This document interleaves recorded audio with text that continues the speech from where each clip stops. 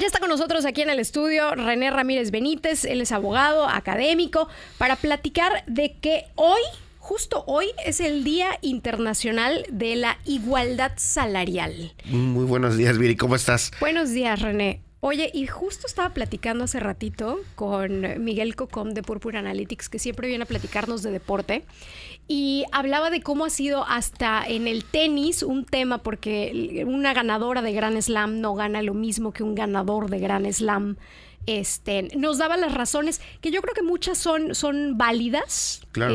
Y otras que como que no pintan tan válidas, ¿no? Incluso no nos vayamos tan lejos. El año pasado, en la selección estadounidense de mujeres en el fútbol soccer, se fueron a una especie, digamos, como de una huelga pública por igualdad salarial y lo lograron, ¿no?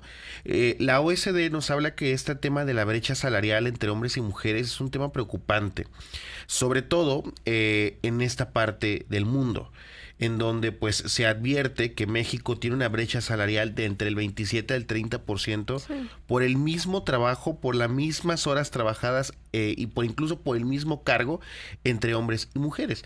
Lo que se ha hablado incluso por parte del Banco Mundial es que esta brecha salarial se debe principalmente, uno, pues a algo que me parece muy lógico, es que este sistema de desigualdad económico, y dos, pues bueno, a este fenómeno que incluso a pesar de los esfuerzos internacionales cada vez se va incrementando en esta parte del mundo, que eso es lo preocupante, ¿no? La Ley Federal del Trabajo como tal, que es el ordenamiento jurídico mexicano por excelencia en la parte laboral, nos establece ya, por ejemplo, que a igual, digamos, en términos generales, a igual trabajo, ¿no? Igual es una proporcionalidad del salario. Pero ¿qué sucede cuando hay esa disparidad? Pues bueno, ya lo puedes tú reclamar a través de un juicio laboral. Recordemos que incluso la Constitución en su artículo 4 establece la obligación de del reconocimiento de igualdad entre hombres y mujeres. Y bien interesante, la OIT, la Organización Internacional del Trabajo, tiene justamente un convenio marco específicamente hablando de igualdad salarial, ¿no? Y que es el convenio 100, que nos habla incluso de cómo este tipo de circunstancias, al combatirlas, incentivas un mayor crecimiento económico. Yo sé que está en el debate público el de por qué, bueno, es que es una cuestión de que muchas veces el problema que piden las mujeres es o la que sí señalan las personas que establecen que eso es correcto, te piden la licencia de maternidad. Ese es como el eterno debate, o por lo menos la justificación que mayormente se da.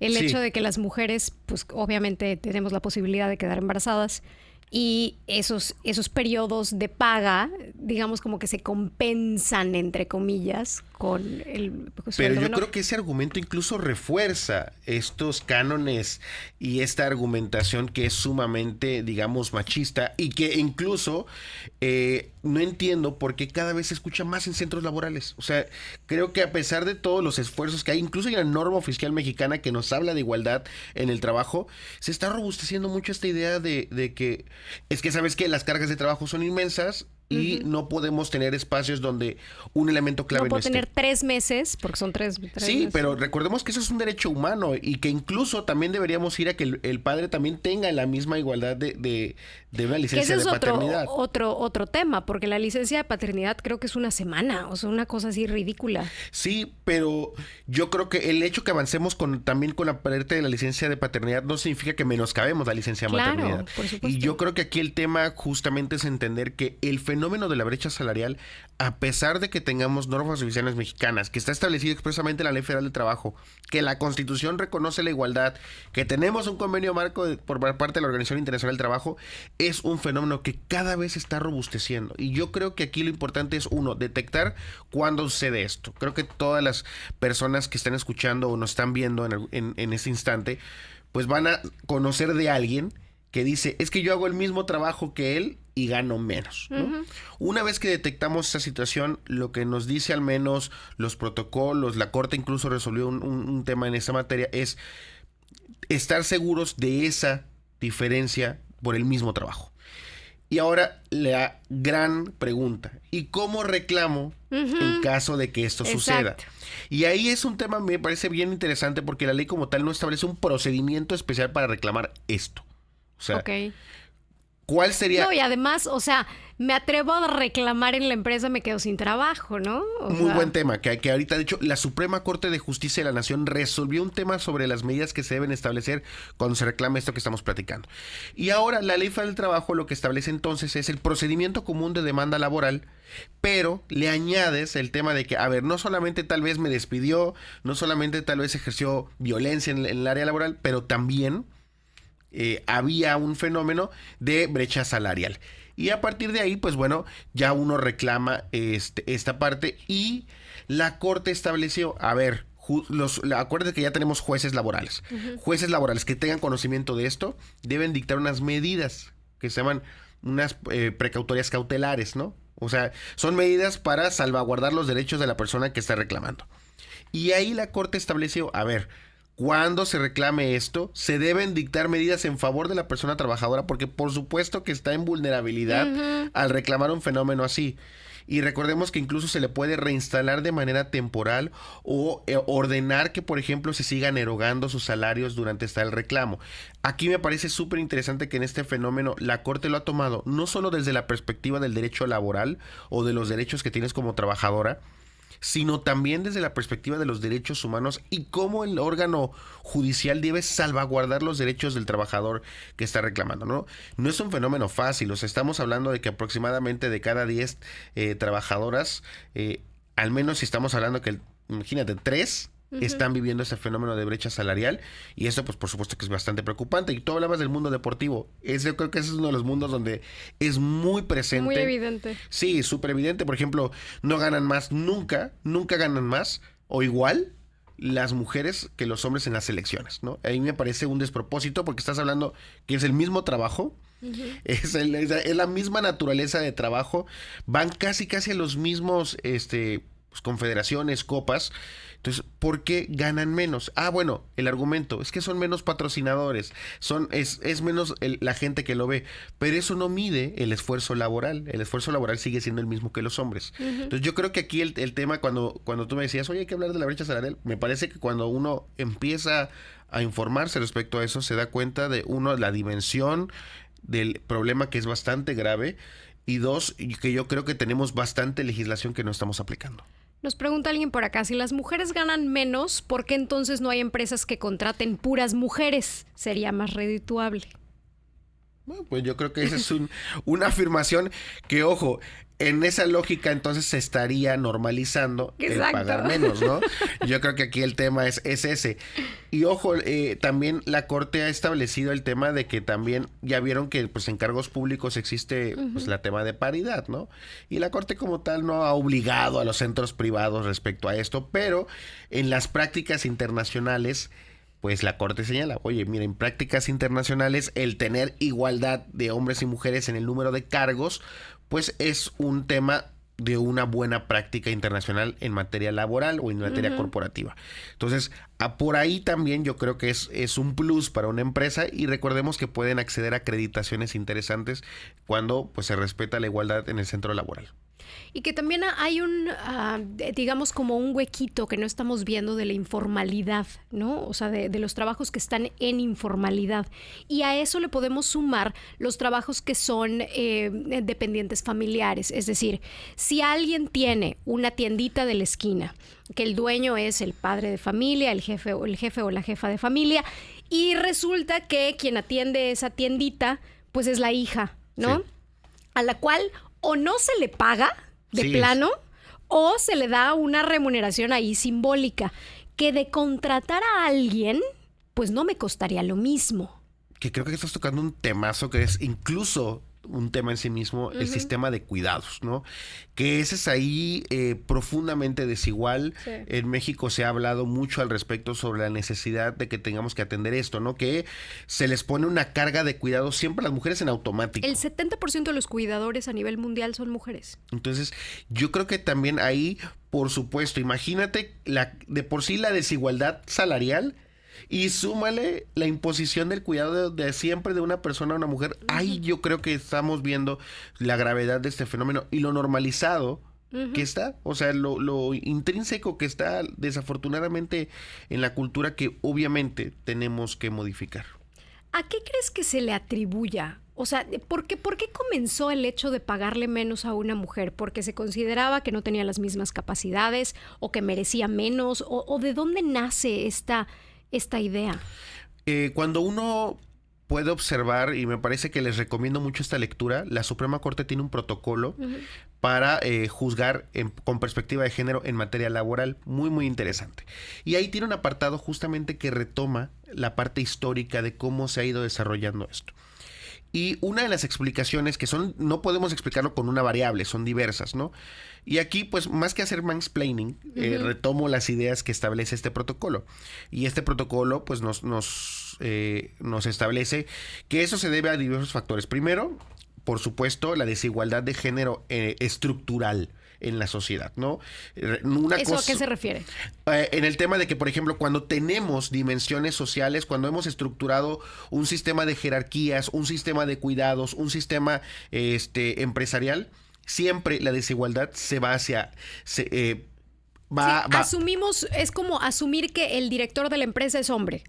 O el jefe de familia es hombre. Exactamente, okay. ¿no? Entonces, vemos cómo esa desigualdad va a permear cada aspecto de la vida social. Y entonces una de las explicaciones es esa, la desigualdad que se ve en las empresas, al menos en materia laboral, en las que existe este fenómeno, es porque también existe en la sociedad allá afuera. Entonces, justamente es la variable más importante. Y segundo, por esta concepción y este estereotipo de género que se tenía respecto a que las mujeres en los centros laborales solo podían elaborar ciertos tipos de trabajos, ¿no? Sí, y que esos ciertos tipos de trabajo o eran cuestiones más manuales o que no llevaban o conllevaban una mayor responsabilidad y entonces, por lo tanto... Como más asistencialistas, ¿no? Exactamente. Entonces, y que por lo tanto, pues bueno, la paga debería ser en proporcionalidad con eso. Ese era el argumento con el cual se fue desarrollando pues este sistema, me parece bastante machista respecto a los mecanismos laborales. Y yo creo que ahora lo que tenemos que entender es que ya no existe esa dinámica, ¿no? Ya creo que ahora debemos entender que las mujeres incluso ocupan los mayores cargos del país en ese sentido. Yo creo que esto también debe reflejarse en todos los aspectos de la sociedad. Afortunadamente hay varias empresas, por ejemplo en Yucatán, que han accedido a las certificaciones de la norma oficial mexicana en materia de igualdad de género. Y eso es padrísimo porque entonces quiere decir que en Yucatán hay varias empresas que están pugnando por tener mejores condiciones laborales y más igualitarias. Y en todas sus prácticas empresariales, jurídicas, corporativas, etcétera. Entonces yo creo que ese tipo de prácticas que se están dando en Yucatán para mantener un tema de igualdad, pues pueden replicarse en todo el país. Sí, totalmente. Ahora, en la apertura, por ejemplo, muchos critican las cuotas, ¿no? O sea, el que tiene que ser paritario, por ejemplo, ahorita con los gabinetes, ¿no? Sí. De los nuevos gobernadores, las propias candidaturas a cámaras de diputados, senadores, gubernaturas, etcétera, que tiene que ser un 50-50. Muchos dicen, oye, pero eso no garantiza que la persona mejor preparada sea quien acceda al puesto. ¿Qué opinas? Mira, yo creo que aquí es un tema que en un mundo perfecto, en un mundo ideal... En Suiza. Sí, o sea, en cualquier otro país esta medida no debería existir. Sí. Se debería dar por naturaleza que cualquier persona, o sea, cualquiera pueda acceder a cargos de tanta relevancia. ¿Por qué en México tenemos las famosas cuotas de género? A ver, uno, porque no accedían. Sí existía un techo de cristal respecto a acceder a ese tipo de cargos pues de máximo alcance o de máxima responsabilidad. No se dio en gran medida hasta la existencia de las cuotas. Exactamente. Y ahí vemos la necesidad de tenerlas. O sea, en un mundo ideal no deberían existir, pero si no existieran, no estaríamos al menos teniendo... Ahora, por ejemplo, una mujer presidenta de la República, ¿no? Entonces, una mujer presidenta de la Corte, una mujer presidenta de las cámaras. Entonces, si no tenemos esas cuotas... Del Tribunal Electoral. Si no hubiéramos tenido esas cuotas, no hubieran podido acceder a esos cargos. Por eso la necesidad, y yo entiendo, a ver, no existen ese tipo de cuotas y no han llegado necesariamente los hombres mejor preparados, ¿no? Exacto. Entonces, el tema es, ¿por qué con uno se juzga con mayor crudeza que otro? ¿Ves un mundo, un México en el que algún día ya no necesitemos esas acciones afirmativas en pro, no solamente hablando ahorita por ser el Día Internacional de la Igualdad Salarial, que ese es el tema de la mesa, pero tenemos esas cuotas para mujeres, para personas con discapacidad, para grupos vulnerables, para indígenas, o sea... hemos tenido la necesidad de incluirlos a fuerza porque si no, no llegan. ¿Ves un México en el que ya no necesitemos esto algún día? Qué buena pregunta, Viri. Siempre haces preguntas bien interesantes. Siempre, Lo bueno siempre. es que yo soy la que pregunta y no la que responde. Sí, siempre me pones contra las cuerdas. Y yo creo que aquí es una reflexión mucho más profunda. A ver, me ha quedado claro con estos últimos meses que ningún derecho se conquista y se deja por sí. O sea, yo creo que lo que tenemos que entender, por ejemplo, en materia de derechos sexuales y reproductivos, en materia de no discriminación, todos esos derechos, no es como que ya estableció la ley, perfecto, ya está, vamos a lo que sigue, ¿no? Siempre esos derechos, desafortunadamente, van a haber movimientos que van a querer echarlos para atrás. Yo creo que esto va a ser nuestro ideal. Nuestro ideal es que esto no tenga que suceder, que no tengamos que tener cuotas de género y por naturaleza puedan acceder las mujeres en automático a esos cargos. El deber ser es que no tenga que haber discriminación para las personas en muchos aspectos del país. Ahora, ¿eso va a suceder y eso va a suceder nada más llegando allá? No, al contrario, yo creo que es un sistema de lucha constante y lo hemos dejado claro. Nosotros pensamos que la independencia judicial nunca iba a ser vulnerada. Y ahí está. Entonces yo creo que el tema no es nada más llegar, sino es que estos son derechos que se tienen que estar conquistando día con día con día. La democracia se tiene que estar peleando todos los días, no solamente una jornada electoral cada 3 o cada 6 años. Lo mismo pasa con la igualdad de género.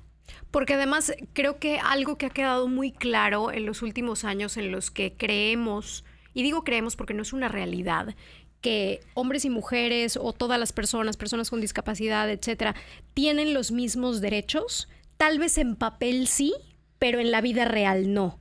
Y a veces creemos que esos derechos no son regresivos. Y creo que este año hemos aprendido que sí son. Totalmente, ¿no? Totalmente. Bueno, pues René, te agradecemos muchísimo esta plática. ¿Cómo te seguimos? En redes sociales como René Ramírez Benítez con B grande y Z al final. Ahí está. Nuestro abogado académico René Ramírez Benítez, hablando del Día Internacional de la Igualdad Salarial. Oigan, ahí está el WhatsApp para que nos comente, nos opine, se queje, sugiera lo que usted quiera. Está el WhatsApp 9992808688. 8 de la mañana con 22 minutos. Vamos a hacer una muy breve pausa. Ya regresamos.